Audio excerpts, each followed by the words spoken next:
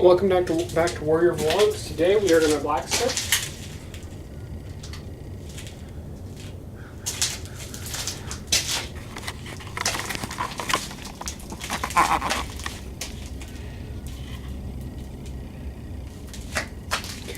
And I'm trying to get my forge lit right now. Let's turn it on.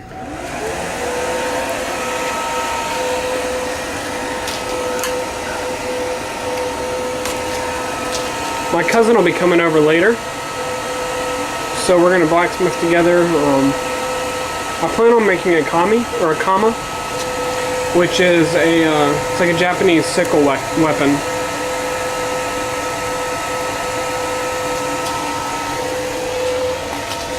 I'm going to make 2 of them, and I'm going to sell them.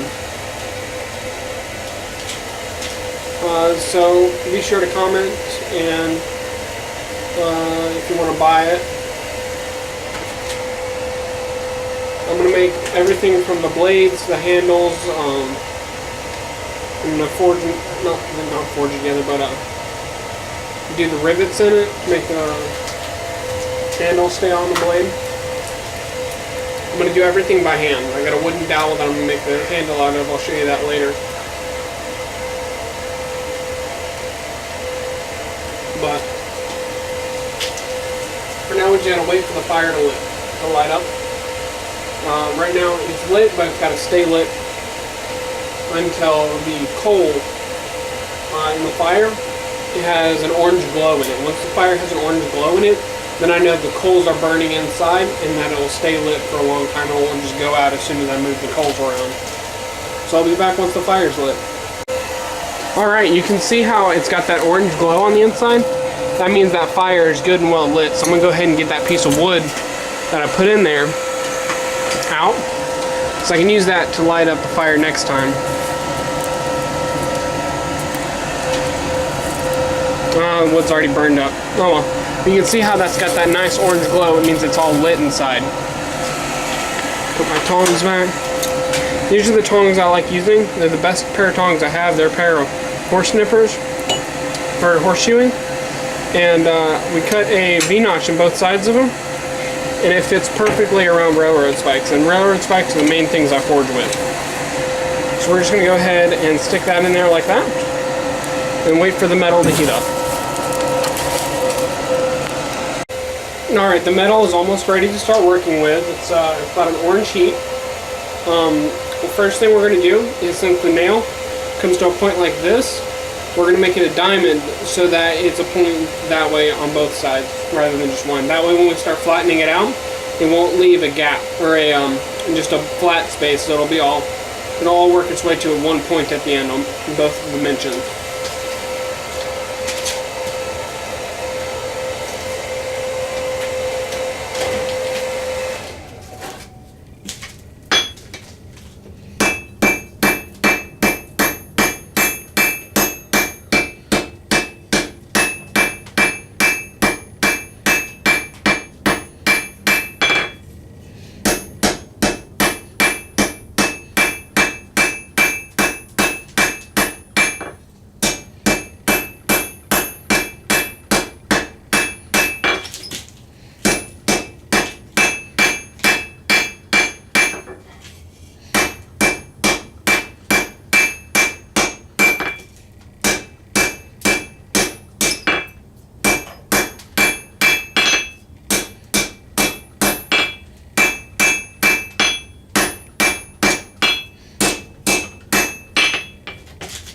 Alright, you can see how I've worked it into a diamond on the tip, so that way once we start shaping it into a blade, it'll all come to a point at the end. Alright, the metal's heated up again, so we're going to start flattening the blade out and shaping it.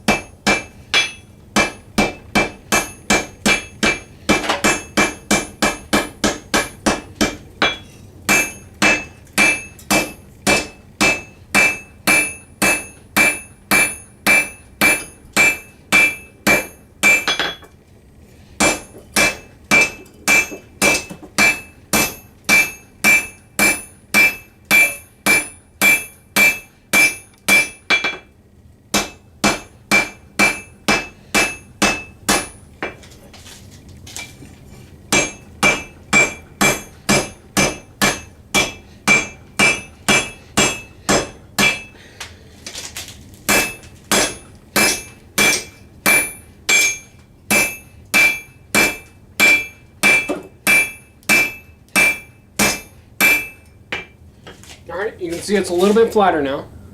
I've worked on it sideways, and I'm trying to get the curve into it like it's supposed to be, curving down like that. It's going to take a lot more work, so we're going to go ahead and heat it up again. Alright, as you can see, I've flattened it out a little bit more, and I returned the point to the center because I realized I had it bending the wrong way. It's still going to be off center a little bit, but I'm going to have it curve back that way a little more. Alright,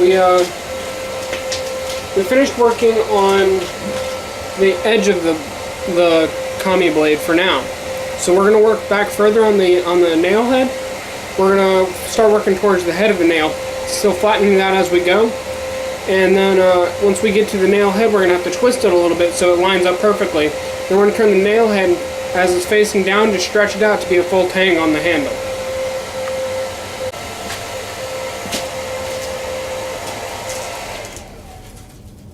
Alright, now we have the heat further back on the nail head, so we're going to work our hammer down it.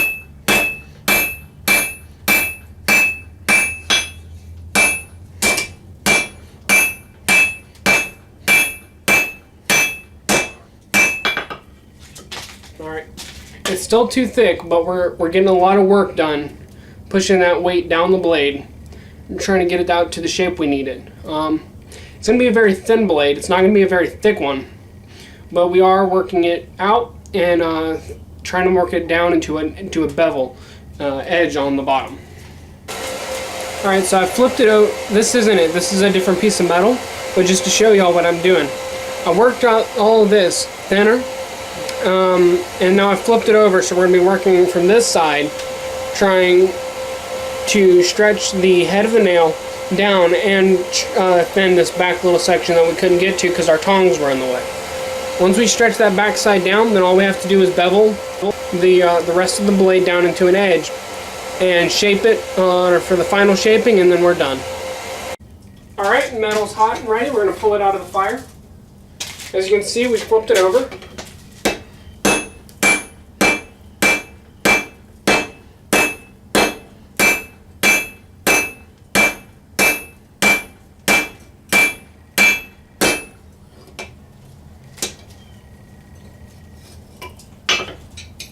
Didn't have a good hold with my tongs, so I'm going to rearrange my hold. Alright.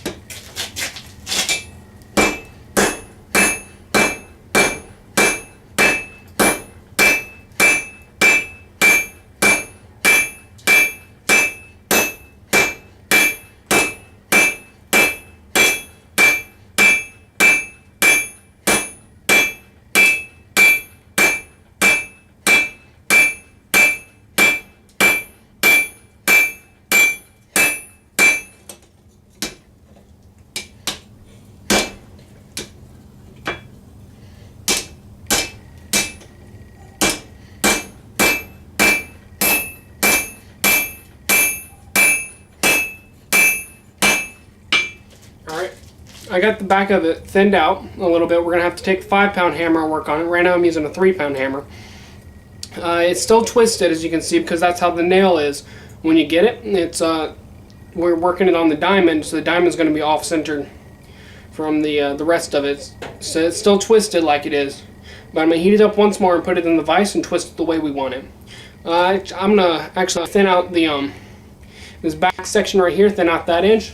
And once I thin that inch out, we're going to twist it.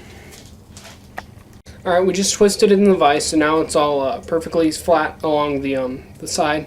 So now we're going to take that 5-pound hammer and flatten this out and work it downwards. Then we can take everything and just work it all that way. That way the blade will be smoothed out in the direction we need, and then the tang will be smoothed out so we can put it in the handle later. You need to get an actual tripod. Yeah. Alright, we got it heated up. Now I'm going to take the 5-pound hammer. I hold it really close to the head. I'm not afraid of the heat. We're just going to hit it until it gets smoothed out.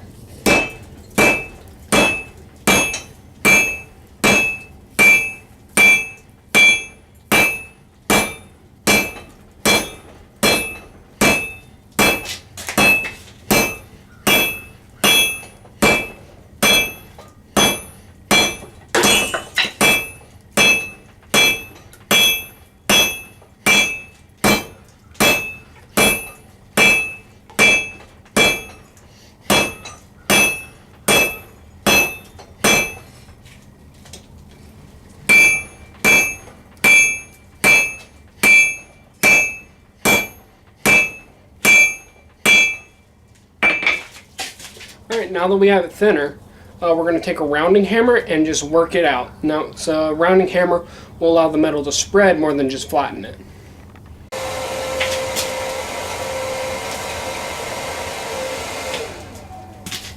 Alright, this is the rounding hammer, how it's got the rounded head. We're going to put it on the horn so we can work it with the 2 round surfaces together.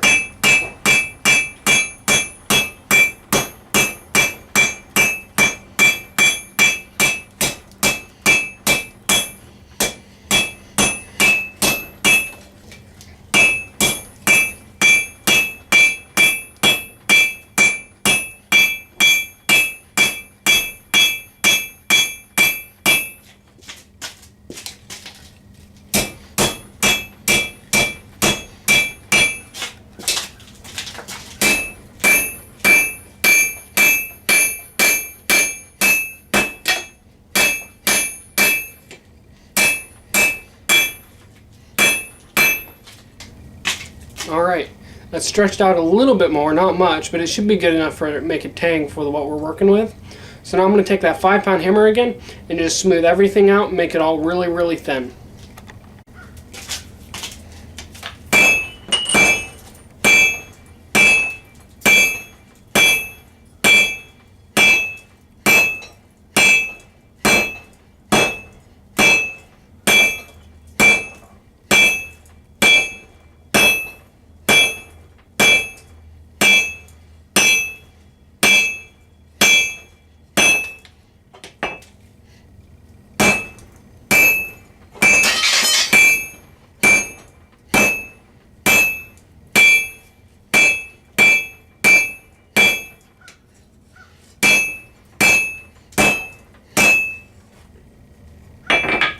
Alright, that's about as thin as we're going to get it right now without stretching it anymore, and I don't feel like stretching it. So now we just got to work on the blade and get that blade about that thin all the way down. Alright, the metal is almost heated up enough. What we're going to do, I'm going to use a wooden hammer this time. A wooden hammer will bend the metal without putting marks in the metal. So I got it all smoothed out how I want it. We're going to put it over the horn and then just hammer it so that it bends down and curves without changing the way it's shaped.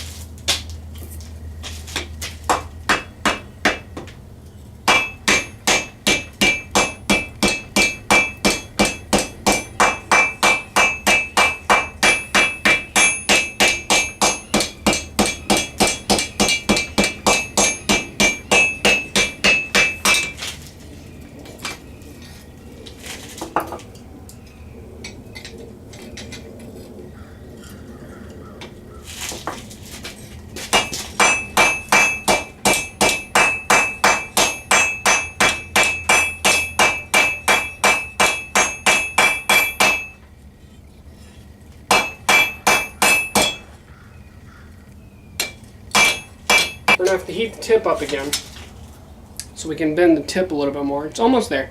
We just want a good solid bend throughout the entire thing. Alright.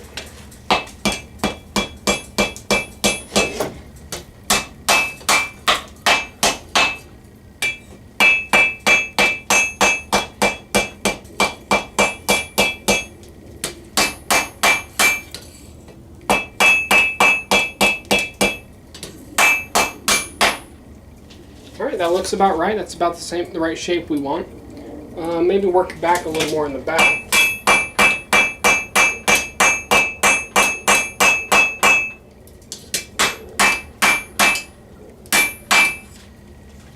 Alright, there we go. I think that's about done. Now we're just going to work on the handle, put it on the handle, and we'll call it a day. Alright, so now I have I drilled 2 holes in it, drilled 2 holes in the handle, and I've sharpened it, and I had to test how sharp it was, and ended up cutting myself on accident. So we know that it is very sharp. It's still very thick, but I prefer thicker blades, because you're not going to be able to bend it. And this is a very soft metal, so it's going to have to be sharpened a lot, and it will bend easy if it's thin. Because I had one knife, it was about half as thick as this, and I could bend it with my bare hands. It's a very soft metal. It's mild steel. Here's the handle. All I've done with the handle is take a jigsaw and a scroll saw and cut out the place for the tang and drill the 2 holes in it. We're going to start working on the handle now. It's just a wooden dowel. I'm not sure what I'm going to do with it, but we're going to make it look all pretty.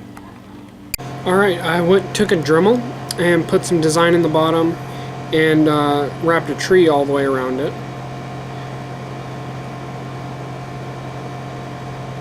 And then I put the Japanese characters for Warrior up at the top.